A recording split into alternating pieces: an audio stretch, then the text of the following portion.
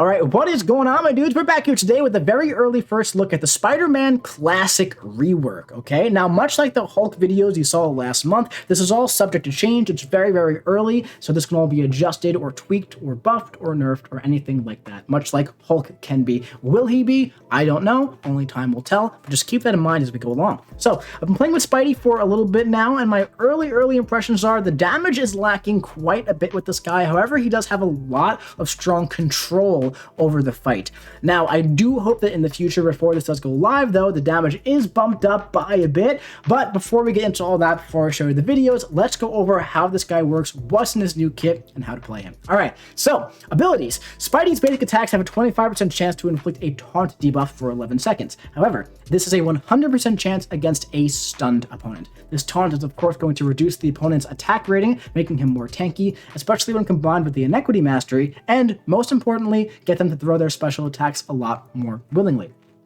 He also has a 2% chance to evade attacks for each taunt effect on the opponent. This doesn't trigger while you're blocking, unless if the attack is unblockable.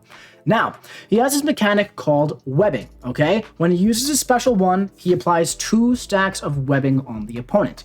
Now, when he uses his special attacks in general, if you have 1 webbing on the opponent, he applies a suppression debuff for 10% potency, for 2 webbings, decelerate debuff of 35% potency, and with 3 webbings, a debilitate debuff of 25% potency. However, it's not supposed to affect the parry mastery with the stun, however it currently is in this video, so that'll definitely be fixed though before that goes live.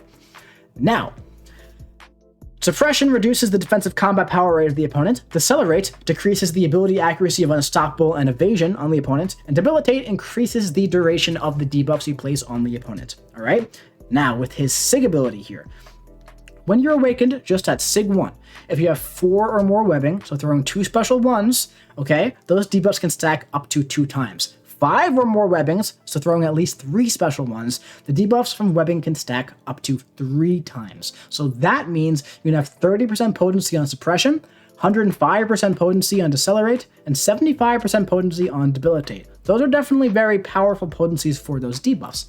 Additionally, with the SIG ability here, his evasion goes up to about 30% chance to evade attacks. Same thing can happen while you're blocking unless it's unblockable. Also, the duration and potency of your taunts are both increased. That number looks bugged. I highly doubt it's 0.06 seconds and 0.05% flat, so just keep that in mind, okay? So that's pretty much what the SIG ability does. It is seeming kind of important if you want to ramp this guy up all the way. Otherwise, you're just getting 1 stack of his debuffs. So the special one applies the webbing to the opponent while also putting the debuffs on, but the special 2, okay, this attack inflicts a stun debuff on the opponent lasting 3 seconds. However, with the debilitate, it's going to last longer, and while the stun is active, the opponent's physical resistance is lowered by 537 for each taunt on them. The special 3 also applies 5 stacks of webbing, but you might as well just go for 3 special ones, okay? So obviously it seems like the very simple rotation for this guy is parry and hit the opponent, stack on the taunts,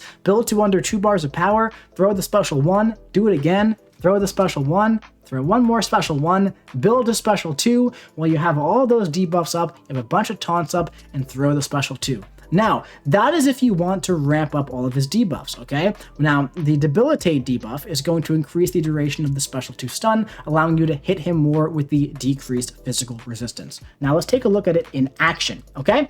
So, one thing that's very nice and solid about him is that the taunts are going to make it very easy to bait out the opponent's special attacks, okay? So as you can see here, we're applying the taunts as we go along. You know, every time we hit him while he's stunned, there's a 100% chance to place that, okay? He's throwing his heavy attack there, trying to push him back. There we go. There's that special 1. Nice. Okay, now we're going to get just under 2 bars of power, throw the special 1, and place 2 stacks of webbing on the opponent, and we have both of those debuffs. Now, I don't want to throw a special 1 right away. I want to get below a special 2, because that way the webbing is going to be on for longer. The webbing is going to fall off as the opponent moves and attacks and does things. So you really want to keep them pinned against the wall, and that's something that's really good with the suppression, okay? So you don't have to worry too much about giving them power. So here we have our 6 stacks of webbing, and now we have our 3 decelerates, our 3 suppressions, and 3 debilitate debuffs. As you can see, right, the 30% decreased combat power rate for the defender is definitely quite nice, allowing you to stay very, very aggressive. Now we're going to go for the special 2, and we hit a nice 40k special 2. Okay, now at this point, the stun's going to be there for quite a bit, and if Deadpool was not dead, right, we would be building back up to the special 2 and going from there. You bait out a special attack, right, and you throw the special 2 again, and you just kind of keep that cycle going. So as you can see from the video, from the fight right there, the damage is not the best, but the control over the fight is quite nice. So I feel like he's not going to be the best for Battlegrounds type stuffs. His damage isn't the best for high health pools like endgame content, stuff like that. For me, he's looking like he'll be very good for newer players, right, who get that nice control over the fight. He's very tanky, get the evasion there. So I think he's definitely going to be useful for people. I don't think he's going to be the most useful champion just based on this. For Battlegrounds and endgame content, stuff like that. Now, if the attack rating goes up per taunt, something like that, and he starts hitting a bit harder, he's going to have that control and the damage, and then he can actually be quite useful. Will he be useful now? Very possibly. Very, very possibly. But the damage is just a bit on the lower side. That Deadpool fight took about, let's see here, it took about 60 seconds or so, which definitely isn't the worst. We've definitely had worse, right? We've definitely had worse, but just having to throw pretty much 3 special 1s before you get that special 2 with the full ramp up, it definitely does take a little bit of time. But yeah, man, that is OG Spidey. Again, keep in mind, this is a very early look at this buff. Anything could change. It could be completely different. It's not going to be completely different, but little things can change here and there between now and the release. He is very basic. He has that nice control over the fight, which is definitely solid. Damage is a bit on the lower side, but hopefully, possibly that's bumped up a bit before it goes live. Who knows? Only time will tell. But that's how he works. That's how you use him. That's what he looks like. Let me know in the comment section below what you think of this first look at Spider-Man Classic, the first look at this new buff. Let me know what you think. Hit the subscribe button. Big crystal opening tomorrow. I'll be seeing you around.